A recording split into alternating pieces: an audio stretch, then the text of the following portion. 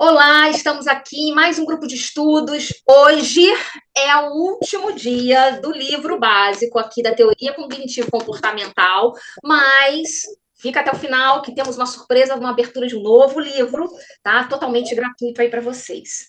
Então, para você que está chegando depois, tem outros vídeos aí que encabeçam desde o primeiro capítulo até o capítulo 18, onde faz todo o condensamento da teoria cognitivo-comportamental, terceira edição, técnicas e teoria e prática de Judith Becker, tá? Hoje a gente tem como palestrante Emily, que vai estar trazendo o capítulo 16, Mindfulness, e tem aí também Luciana, pela primeira vez, que vai estar trazendo a introdução de crenças, é pesado, tá? Mas a gente vai mudar isso, e eu na modificação de crenças para amarrar aí o final, tá bom? Então eu quero perguntar a você, Emily, Luciana, eu já aprovo, vocês aprovam, tá? Exibindo publicamente imagem, todo o contexto de exibição? Eu aprovo. Aprovo. Então, maravilha. Boa noite, gente. Eu vou falar hoje com vocês sobre o capítulo 16, né, do livro da Terapia Cognitivo-Comportamental, Teoria e Prática da Judith Beck. Vai ser o capítulo sobre a integração do Mindfulness à terapia cognitivo-comportamental. Pode passar, por favor. Bom, Mindfulness e TCC, o que a gente está integrando aqui? O que está acontecendo, né? Basicamente, Mindfulness, pela literatura, se chegou a um consenso, de certa forma, que seria basicamente esse conceito do Bishop, que é a atenção plena no presente com abertura e aceitação. Seria ali um modo de trabalhar com aqui e agora, fazer a pessoa focar naquele momento mesmo, que as coisas estão acontecendo, o presente, né? E isso conversa e dialoga muito com a TCC, que a gente foca também nesse trabalho do presente, do aqui e agora. Então, o Mindfulness ele também pode ser integrado como uma prática dentro da TCC e algo que complementa o nosso trabalho, né? Mas por que ela seria útil? Basicamente, seria para a questão da ruminação excessiva, que é um padrão que a gente vê principalmente em quadros psicopatológicos de transtorno de ansiedade, transtornos depressivos também, que leva ali também a questão da antecipação de cenários, de piores cenários, e tudo isso leva até uma piora de alguns sintomas, a questão da preocupação desadaptativa, aquela preocupação que é excessiva diante de uma situação que até, se a gente for olhar com outros olhos, talvez normal, mas né, para aquela pessoa se atribui um valor mais forte para aquela situação. A questão da autocrítica intensa também, e evitação de emoções e sensações, porque você vai trabalhar com essa aceitação plena da coisa como ela vem. E isso é importante dentro do Mindfulness, porque às vezes as pessoas elas vão para evitar, para não lidar com aquilo, e o Mindfulness vem, não, vamos aceitar, e com o tempo a gente vai elaborando como é que chega a isso mesmo, né? Então, não é eliminar os pensamentos, mas a gente vai observar esses pensamentos com calma e sem ali se envolver, mas deixar eles virem como eles estão mesmo. É bem natural, assim, bem leve, mas é o processo. Pode passar. E como é que isso ajuda, né? Como é que essa prática do mindfulness ele ajuda na nossa prática clínica? No livro ele traz um caso de Hebe, né? Ele traz ao longo do livro todo, mas nesse capítulo específico traz ali que ele ruminava o tempo todo em relação a se sentir um fracasso, de que não havia esperança, e isso virava um ciclo, onde ia reforçando a questão da tristeza, da inatividade, e outras questões também, né? Que leva ali a uma desregulação que atrapalha na qualidade de vida do cliente. Então, essa ruminação acabava ali persistindo, mesmo que fosse feita ali a questão da reestruturação cognitiva, porque dentro da DCC a gente trabalha com a reestruturação cognitiva o tempo inteiro, mas em alguns momentos o cliente ele chega na sessão e mesmo a gente fazendo, a gente vendo que ele consegue identificar, ainda é algo que fica muito presente a questão da ruminação, né? É um padrão muito complicado de trabalhar, mas é possível e o Mindfulness é um caminho possível, inclusive, né? Mas e qual foi a vantagem de se trabalhar Mindfulness com Hebe em sessão? Foi basicamente, ele conseguiu reconhecer a ruminação no momento em que ela acontecia, ou seja, bom, é a questão da aceitação, né? Isso está acontecendo e como é que eu lido com isso que está chegando até mim? Vou deixar ir, eu vou deixar vir e vou deixar passar por mim. Então, é aceitar a presença desses pensamentos e dessas emoções. E também permite redirecionar a atenção. Como é que seria isso? Porque a Mindfulness também trabalha com as questões de sentidos, tanto a questão olfativa, visual, enfim, várias olfativa, tátil. Então, esse foco, ele vai se construindo gradualmente, né? Porque primeiro se foca na respiração, com o tempo a gente vai trabalhando ali para focar em outras coisas, no momento que as emoções elas vêm. Então, isso é muito importante. Qual foi o resultado disso, né? De levar isso, de trabalhar isso com ele? Mais capacidade de escolha frente à ruminação. Então, tá, eu estou tendo um padrão de pensamento ruminativo. O que eu posso fazer? Eu posso confrontar mas para ele não funcionaria um confrontamento. Ou outra questão de pensamento alternativo, não é algo que estava dando resultado para ele. Então, o que veio mesmo foi a questão de aceitar essa ruminação e como é que eu vou lidar com essa ruminação a partir de agora que eu aceitei. E deixar ela vir e deixar ela ir, né? Pode passar. E como é que isso acontece em sessão, né? Toda técnica que a gente vai ensinar, a gente precisa fazer em sessão com aquele cliente. É muito importante isso, até porque faz parte do processo de psicoeducação que a gente aplica ali o tempo inteiro, né? Mas antes de ensinar, a gente apresenta o modelo cognitivo, isso aí a gente faz, né, desde das primeiras sessões.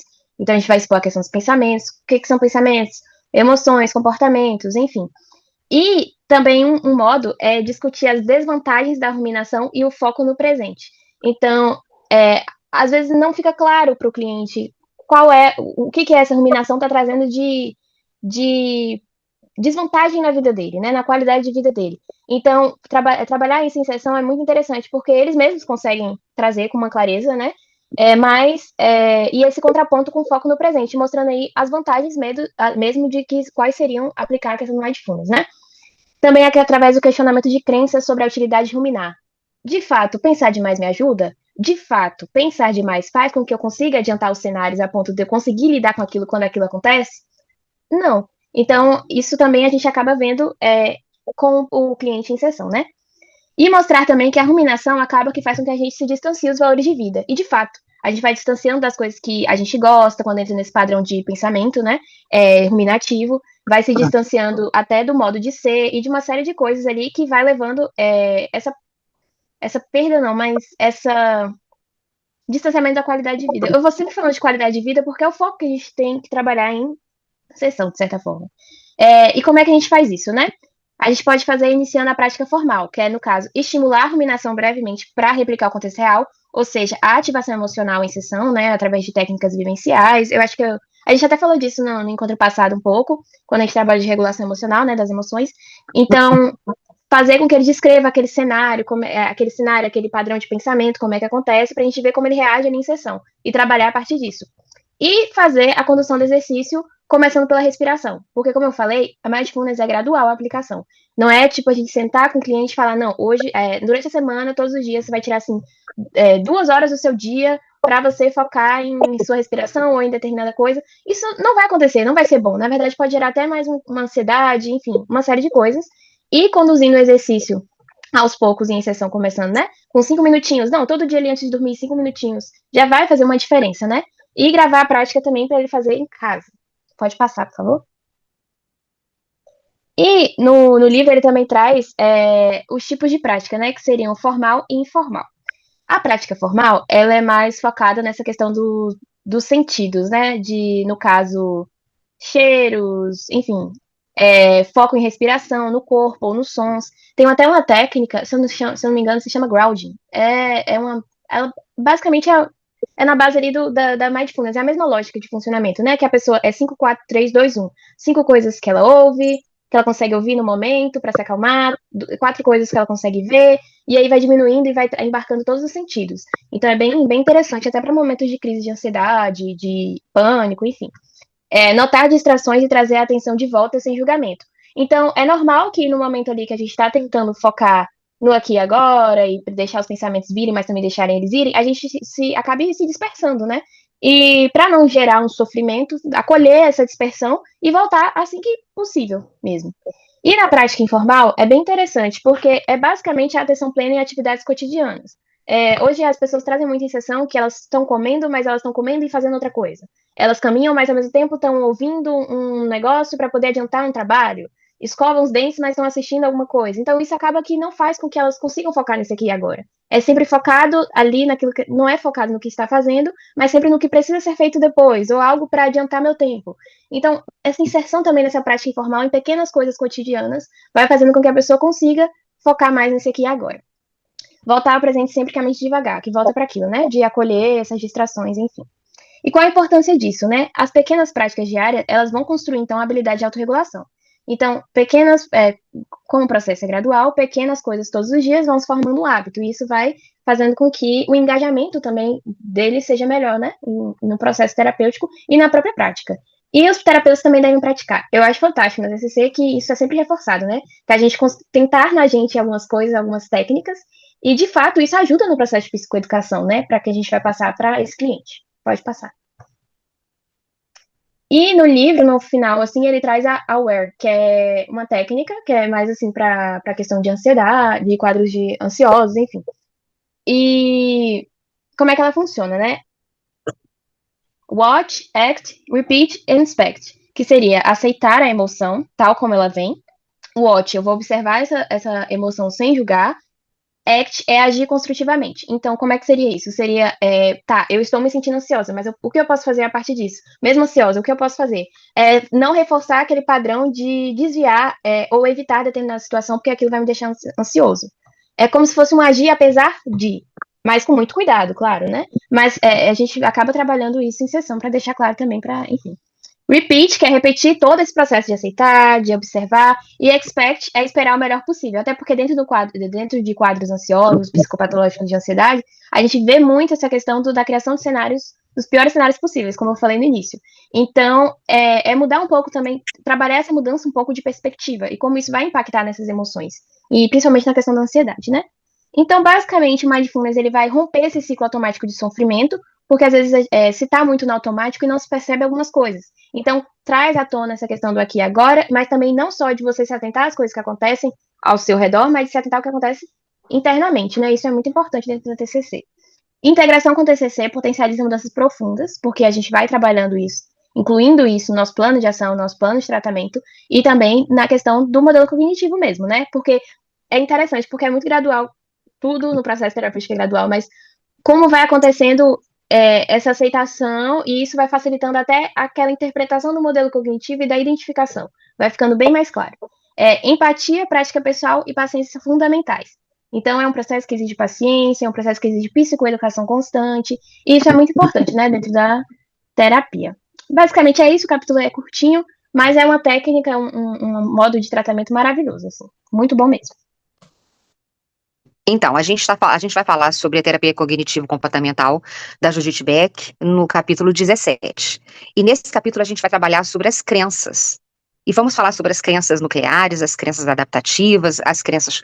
Então, as crenças, elas são as interpretações profundas do que nós fazemos, nós pensamos, construímos, na verdade, o nosso pensamento. E o que eu achei bastante interessante nesse capítulo é que essas crenças, elas são esse conjunto de pensamentos, né, que formam até um caráter. E o importante é que esse pensamento, quando ele traz dor, quando ele traz uma angústia, ele pode ser modificado. Você pode trabalhar esse pensamento, você pode trabalhar essa emoção para que você, então, encontre o foco, né, da terapia, do aconselhamento, é encontrar um lugar de conforto, sair do sofrimento, encontrar saúde. Né, saúde mental. Você não precisa viver engessado naquilo que você acredita. Principalmente se aquilo que você acredita está trazendo para a sua vida ou para a vida do seu cliente uma agonia. Nosso papel é cooperar com ele para que ele entenda que aquele pensamento ele pode ser desconstruído e substituído por um outro pensamento. Porque a crença, ela é exatamente essa interpretação daquilo que nós pensamos ou fazemos de nós mesmos. Passa o outro slide, por favor. Então, a crença, eu já falei sobre isso. Passa o outro, Cláudia, por favor. Então, a crença são essas interpretações profundas, e eu botei essa imagem de vários óculos. Por quê? Porque essas crenças, elas são essas lentes. Conforme você vai trocando os seus óculos, você vai interpretando e você vai enxergando a si mesmo, o meio, as pessoas, aquilo que estão fazendo com você, aquilo que você está fazendo com o outro. Então, conforme você vai se enxergando e enxergando, você vai trocando essas lentes, e aí você, de alguma forma, você vai moldando e construindo um novo pensamento. Então, elas moldam sentimentos e comportamentos e muitas vezes operam de forma automática. Isso é muito interessante, porque conforme você vai tendo uma crença, dependendo do quanto isso está aprofundado dentro de você ou do cliente, ela se torna algo realmente automático. Quando aquilo está tão rotineiro, está tão comum, e o comportamento é automático. Porque a pessoa está tão interiorizada naquela maneira com que ela se vê e como ela vê a situação, que ela é automático. Então, o pensamento, ele gera uma ação, que gera um comportamento, que muitas vezes gera até um caráter.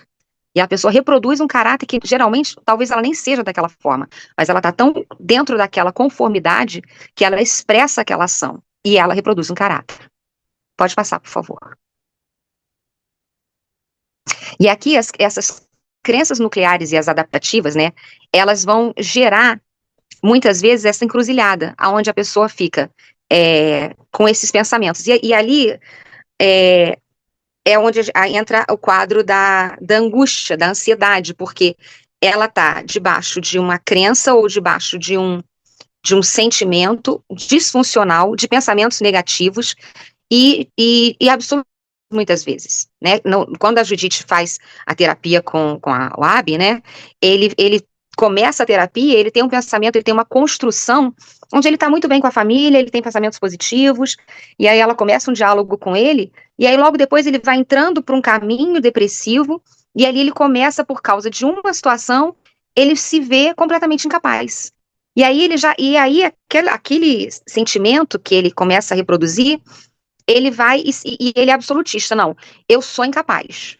Então essa é uma crença nuclear que traz uma disfuncionalidade. Eu sou incapaz, eu não sou amado, eu não sou aceito. Então as crenças nucleares, elas vão variando entre lugares de sentimentos, onde ela não se sente aceita, não se sente amado, não se sente capaz. Então ela vai permeando lugares aonde aquele sentimento, aquela crença vai trazendo esses pensamentos, e aí a pessoa se vê no meio de uma encruzilhada. E é interessante nessa imagem porque uma encruzilhada tem um sol, o lado tá claro, tá ali, e tem um lado que tá sombrio. Então é a hora de pegar esse pensamento, e aí entra o nosso papel, porque a gente está ali cooperando com esse cliente, com esse paciente, né, para ajudá-lo, né, a pegar essa crença disfuncional e ajudá-lo a pensar ou transformar esse pensamento,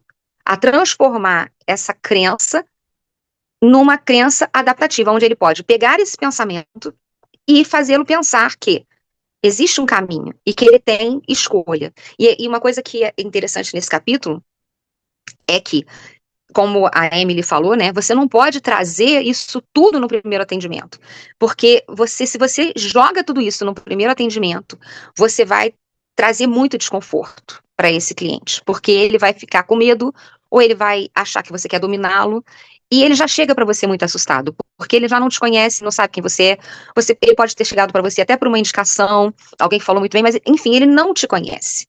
Então é um trabalho de formiguinha, aonde você vai estar com ele e vai levá-lo a construir um novo pensamento, a construir uma nova crença.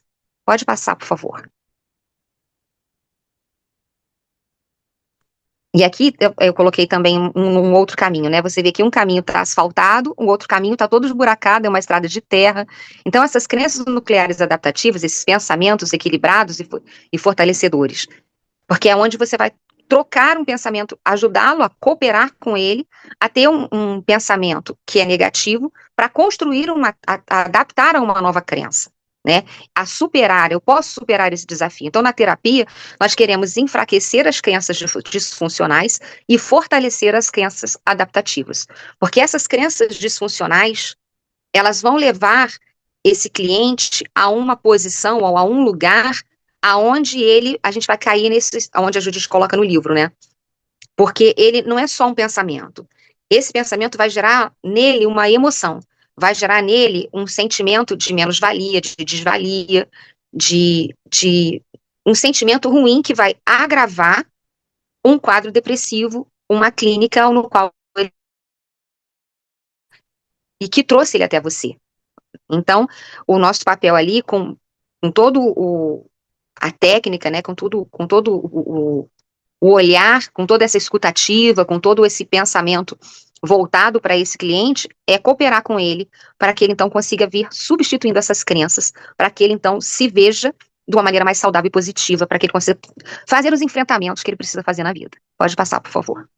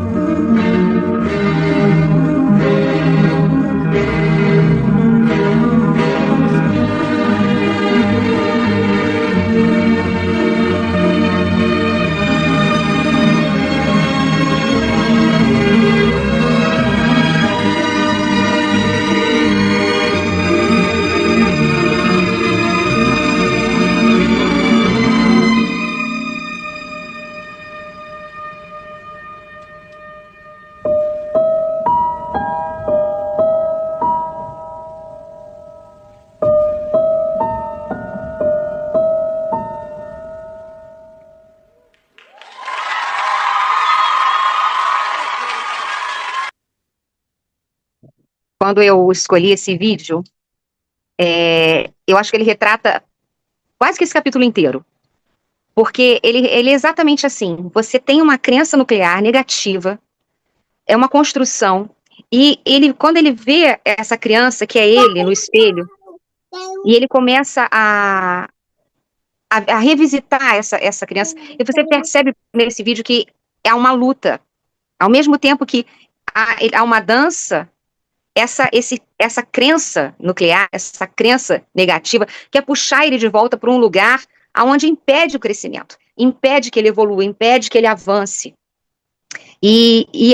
Esse capítulo fala exatamente disso, de você trazer uma crença adaptativa, aonde você cresce, onde você evolui, onde você amadurece, aonde você se torna o psicólogo da sua vida, onde você fala, sabe, eu sou capaz de lidar de adaptar esse pensamento, de adaptar essa situação, para que eu possa realmente evoluir. E aí, a formação, né, a formação dessa crença, né, surge das experiências precoces e da maneira como interpretamos essas vivências. E aí eu coloco aqui que o impacto das crenças nucleares, crenças disfuncionais, sustentam padrões de sofrimento emocional e comportamental. Elas estão na base de transtornos como depressão, ansiedade, transtornos de personalidade. Pode passar o próximo. Modificação das crenças. Na TCC, no processo da modificação, identificar crenças através dos pensamentos automáticos. Avaliar criticamente a validade dessas crenças, construir crenças mais realistas e adaptativas. E aí eu quero só falar um pouquinho sobre para eu fechar, sobre essa tese, a técnica da sete descendente, porque é exatamente isso. Você não pode chegar para o teu cliente e impor para ele, olha, é assim. Mas você leva ele a pensar. E você vai levando ele a pensar aos poucos e perguntando para ele, mas será que é assim? Será que esse olhar é dessa maneira mesmo? Será que você... Que aí no exercício que ela coloca aqui, né, que ela fala pro Abi, né? Mas será que isso é verdade? E se for, e daí? Será que é tão ruim assim? E aí ela bota uma dica que eu achei muito interessante, que ela fala assim, quando o cliente tem dificuldade para identificar suas crenças nucleares negativas, essas técnicas podem ajudar. Porque muitas vezes, quando ele tem uma crença nuclear negativa muito fortalecida, ele não vai conseguir entrar no enfrentamento. Ele não tem, até por causa da dor, ele não consegue enfrentar. Então, quando você traz as perguntas e vai gerando nele, quando eu falei na aula, no nosso bate-papo passado, né? Quando você vai fazendo ele pensar e ele vai sacando dentro desse depósito dele uma resposta, ele vai conseguindo lidar com esse enfrentamento. E aí ele vai conseguir, então, substituir, adaptar esse pensamento. Pode passar o próximo, por favor. Então, conclusão, as crenças moldam as nossas emoções e atitudes. Crenças disfuncionais causam sofrimentos, crenças adaptativas promovem saúde. A TCC oferece um caminho para transformar essas estruturas internas. E aí é isso. Tem alguma dúvida, eu vou entrar como complemento aqui, já vou entrar também na minha exposição. Mas eu acho que cabe a gente agora fazer uma pausa para estar tentando dialogar para fomentar, exatamente, consolidar essas ideias. Até aí, como que tá para vocês? Sim, claro. Foi bem clara a exposição, né? E eu entendi bem o que foi colocado. Inclusive, assim, o que me chamou muita atenção foi a questão das perguntas, né? Que o TCC sempre trabalha dentro dessa proposta de perguntas e levar o paciente a refletir, né? E a Mindfulness realmente traz um suporte muito grande no sentido da pessoa poder ir um pouquinho além, né? De tudo isso. Muito bom. Gostei muito. Eu queria fortalecer alguns pontos que a gente viu até agora, e aí trazer o mindfulness para nosso dia a dia, né? Que eu já até coloquei que não é uma coisa fácil, trazer o aqui e agora no momento desse entendimento, dessa bolha que a gente acaba criando, né? É uma coisa muito difícil. E aí a Emily traz o mindfulness, mas uma coisa que por ele parecer muito fácil, ele se torna muito difícil, porque no momento que você para, o nosso pensamento não para, né? Então, como que o mindfulness, a prática em si funciona? O pensamento tem que vir. Você tem que acolher esse pensamento e falar, pode ir, entendeu? Então, é vir e deixar ir. Não precisa segurá-lo. Então, essa situação do mindfulness, quando ela fala do mindfulness formal e informal, é que o mindfulness formal, ele trabalha, que também tem muita meditação guiada, que também te ajuda nisso logo no início, tá? Porque o mindfulness acaba sendo também uma meditação. Ele tem aí um nome bonito, porque ele foi lá de fora, mas não deixa de ser essa meditação. E por que guiada? Eu não preciso ter uma outra pessoa me guiando, mas eu preciso só guiar meu estado de espírito, né? Aquela completude, aquela serenidade.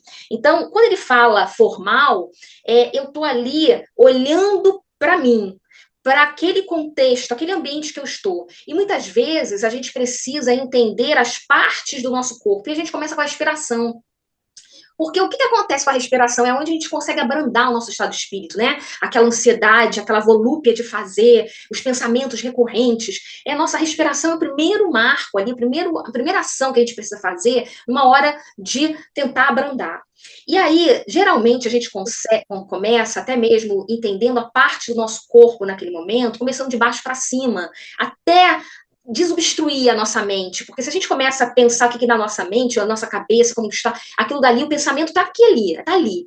Então a gente começa a relaxar os nossos pés, a relaxar nossas panturrilhas, a coxa, e vai colocando pedaços do nosso corpo e trabalhando esse relaxamento. Para quê? Para que esse movimento, esse estado de movimento de relaxar, né, acolha esse pensamento e deixe ir, a sua mente fique mais vazia. Vai ficar completamente? Nossa, isso daí vai demorar muito ao longo do tempo, né? E dependendo do estado da vida.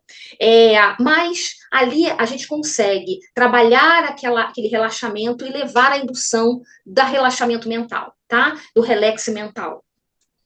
E, inclusive, entendendo, por isso que a gente fala um ambiente mais tranquilo, mas isso não quer dizer que a gente não possa fazer esse mindfulness no meio de um turbilhão. A pessoa mais avançada, ela consegue se desconectar no meio de um show, tá? Isso é prática, que é exatamente dessa prática cotidiana, ou seja, eu estou aqui com vocês, mas ao mesmo tempo eu tenho essa responsabilidade por ser a responsável desse grupo de estudo, né? Não por ser a detentora do conhecimento, muito pelo contrário, que a gente está construindo, mas eu tenho a minha responsabilidade é o quê? Saber o que a Luciana está falando, se está amarrado no contexto, o que a Emily está falando, se está amarrado no contexto, se as apresentações estão iguais. Então, eu estou trazendo a minha atenção plena, entre aspas, sendo dividida para gerar um objetivo. Só que no nosso dia a dia, a gente está dividindo o nosso tempo em várias multitarefas. Em várias tarefas, que se tornam multitarefas. A gente consegue fazer ao mesmo tempo? Infelizmente, o humano hoje está vendo a televisão, está vendo o WhatsApp e ainda com papel lendo. Então, isso é simultâneo. Mas a maioria, nós humanos, só conseguimos ver uma coisa por vez, tá? Então, a gente abre aquela desassociação. Então, quando eu estou vendo televisão, daqui a pouco eu mudo e vou para o celular, daqui a pouco eu vou para o papel. Então, é isso que a gente acontece, tá? Então, o mindfulness, ele trabalha a prática de você, enquanto está fazendo algo, dê plena atenção àquilo. Que a gente encontra milhares de coisas no nosso sentimento e na nossa vivência. Então, era isso que eu queria só amarrar, e amarrar não. Ela falou muito bem, mas deixar concretizado nisso. É isso aqui, porque apesar dele citar muito rápido e muitos autores trabalharem o que é moda, o que é esquema, o que é crença, que isso faz uma sopa de uma bagunça na nossa mente, eu juro que eu tentei estudar o máximo para trazer para vocês, tá? Porque é algo difícil, não é fácil. E aí o que acontece? Nós somos, sim, frutos desse meio, onde nós temos essa experiência, né? A gente estar comigo, né, com eu, com o outro e o mundo em si, né, vivendo essas experiências com o outro, existe essa troca. Às vezes nós estamos aí muito mais vulneráveis do que muito mais ativos, né? Então, aonde eu vou sofrer, eu vou ter mais influência do outro e do mundo do que eu vou influenciar. Mas eu tô nessa troca constante, porque o outro também está com a minha presença e com o meu comportamento, com as minhas emoções, com os meus pensamentos, né? Eu só quero deixar frisado que, de fato, nós somos e podemos mudar as nossas crenças. Não é fácil, porque trazendo aquele vídeo, né, que trabalha, e ele é lindo, por isso que eu quis realmente colocá-lo ali, trabalha o menino e o adulto, né, ele se vendo na infância, e ele capturando, querendo ir, querendo soltar, né? Existe aí um cenário até um tanto quanto ambíguo que ao mesmo tempo que ele quer ficar, que é mais confortável, que eu trabalho exatamente esse modo desadaptativo, que ele quer ficar, que para ele aquela situação de enfrentamento é onde ele pode se poupar, por outro lado, ele precisa buscar um modo mais adaptativo para ele e ter esse padrão, um novo padrão de comportamento, né? Ele romper esse laço. Então, muitas vezes, não é fácil, e é por isso que nós, psicólogos, temos que fazer a honra da nossa profissão, né? Que a gente vai estar aí exatamente conduzindo esse espaço, e que a Luciana falou muito bem, entendendo que aquilo dali é paulatino. Porque se no momento a gente quiser simplesmente levá-lo a uma crença nuclear, aquilo pode sofrer um impacto muito grande. Porque lá na frente, nos primeiros capítulos, a gente viu que não tem rapó, não tem uma psicoeducação, não tem esse contexto dessa construção diagnóstica. Então, é todo um cenário que essa ruptura ela pode ou não ser feita. Porque o que pode acontecer é simplesmente, que a gente vai ver agora, simplesmente falar, eu consigo conviver com aquilo. Eu consigo conviver com aquilo. E dali para frente, eu construo um novo modo mais adaptativo. Mas eu posso olhar para o meu passado e falar, aconteceu isso, e eu consigo viver com aquilo. Porque eu não consigo desconstruir isso, tá? Então, a seta, inclusive, quando ela falou, é uma das coisas também muito interessantes, porque quando o cliente, né, e aí é cliente mesmo, Luciana, porque no TCC a gente fala cliente, nas outras terapias, né, psicoterapia, a gente fala paciente, porque a gente entende que o cliente, ele está ali para ser servido, né, para ter um aprendizado, para ter uma experiência. Então, ele vai sair dali com um aprendizado. Então, a gente coloca que esse cliente, né, quando ele tem essa seta descendente, a gente nada mais, nada menos, a gente está fazendo uma certa crítica ao modo dele pensar nessa crença nuclear.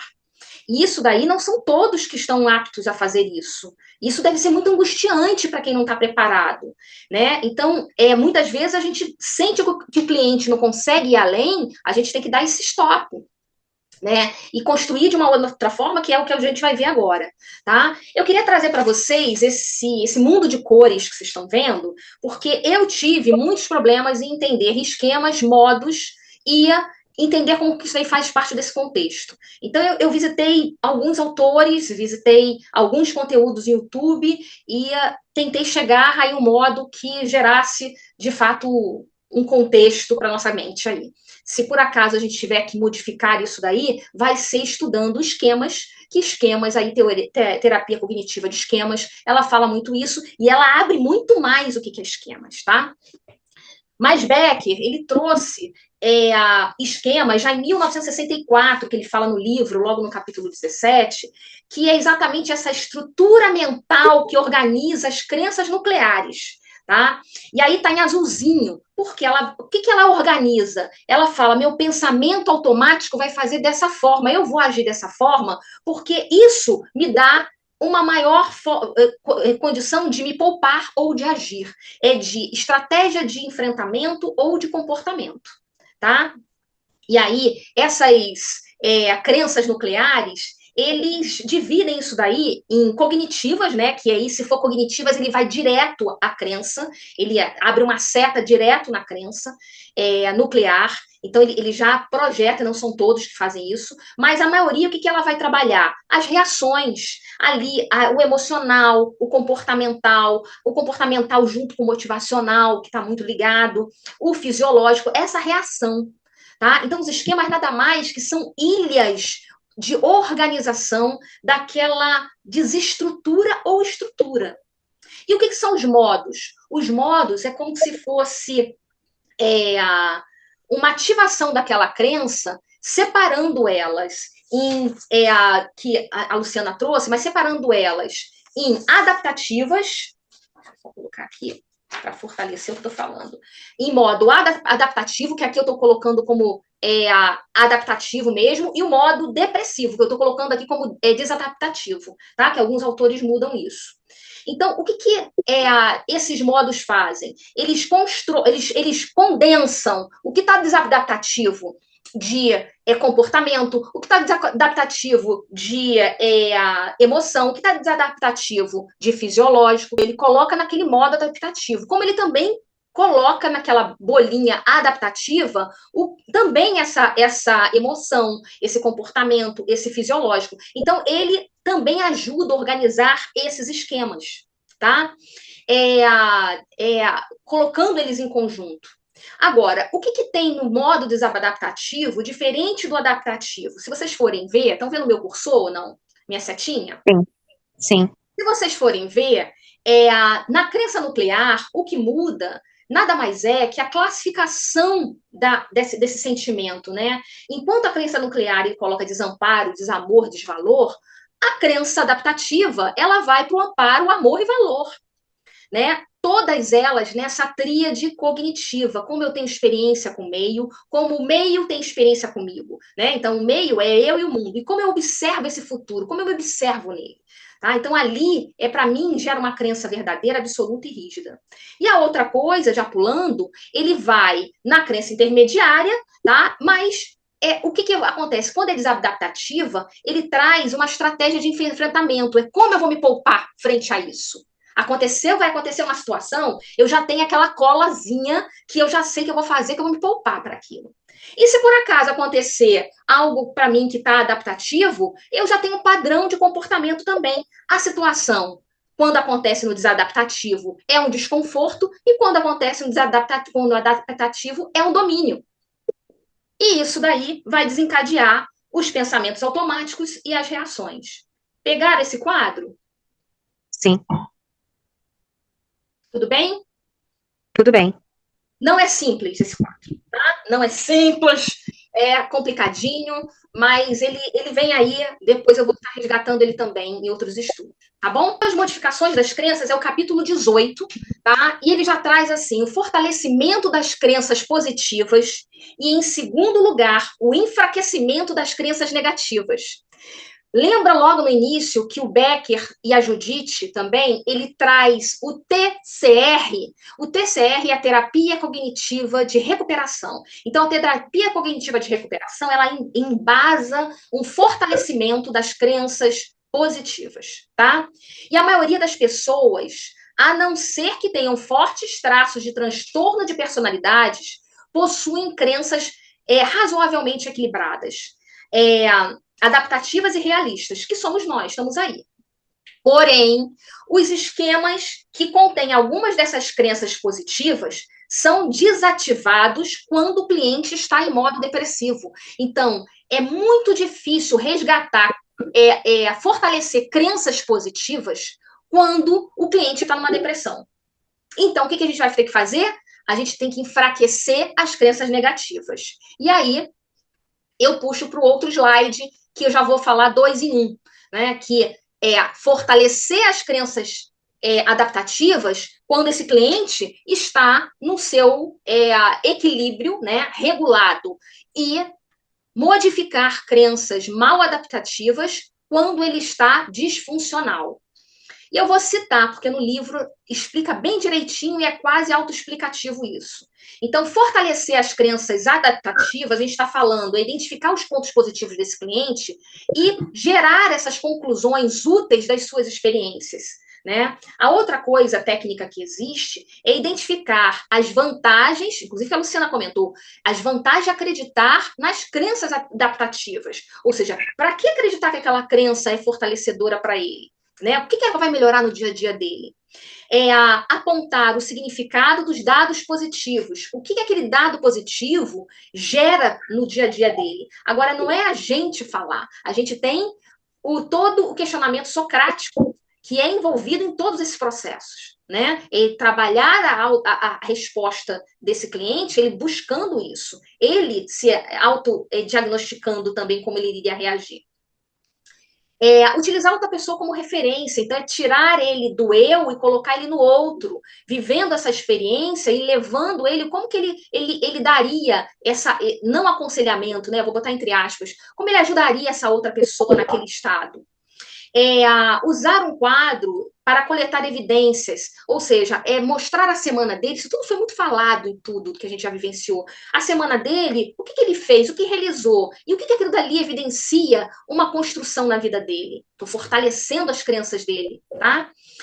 Induzir a imagem de experiências atuais à sua história. Então, hoje eu estou assim, mas como foi lá atrás? O que eu consigo lá atrás? Lembrando que um depressivo, se for um depressivo longilíneo, né? Ou seja, há muito tempo, é muito difícil ele revisitar essa história, tá?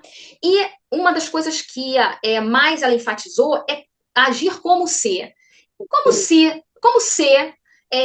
seria se fosse assim? Como faria se fosse assim? Então, trazer isso daí faz com que traz luz ao pensamento dele.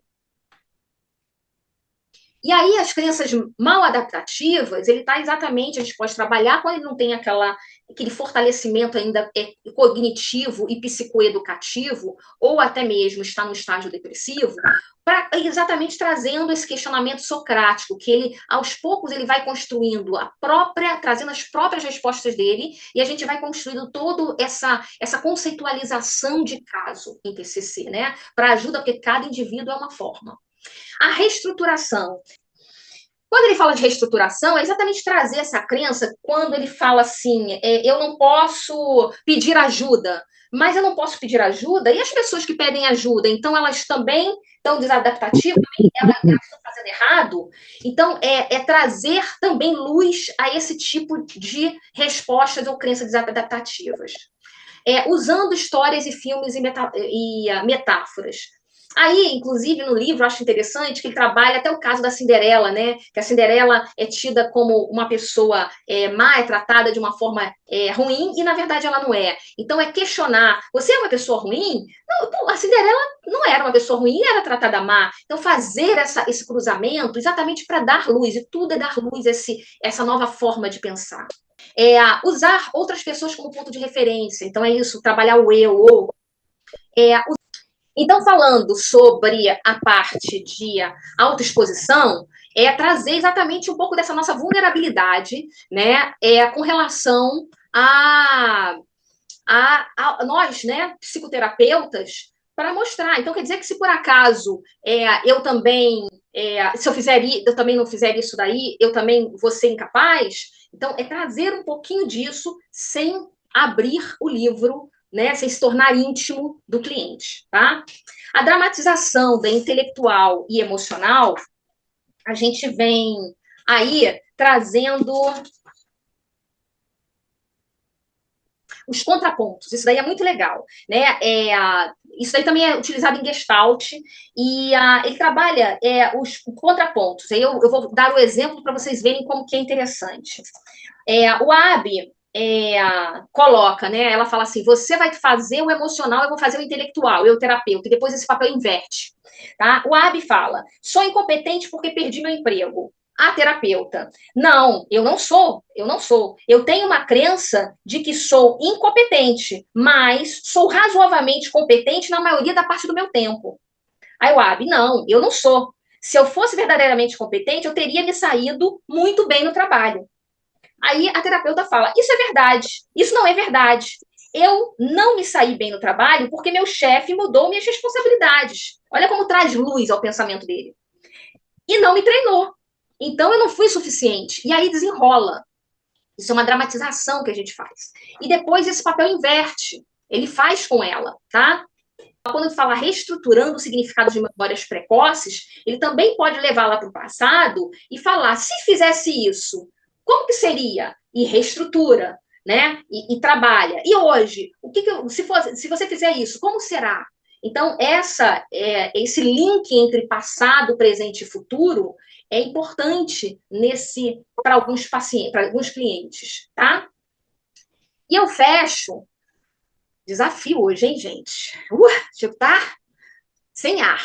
E eu fecho com o que ela colocou aqui no resumo, que é o fortalecimento de crenças adaptativas e a reestruturação de crenças mal adaptativas, requerem trabalho sistemático, constante ao longo do tempo. Ou seja, não é, e a Luciana comentou isso, não é, e Emily também, foi nas duas, não é da noite para o dia que a coisa vira.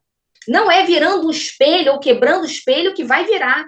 Não é, muitas vezes, tentando sozinho que vai acontecer. Então, isso é uma construção.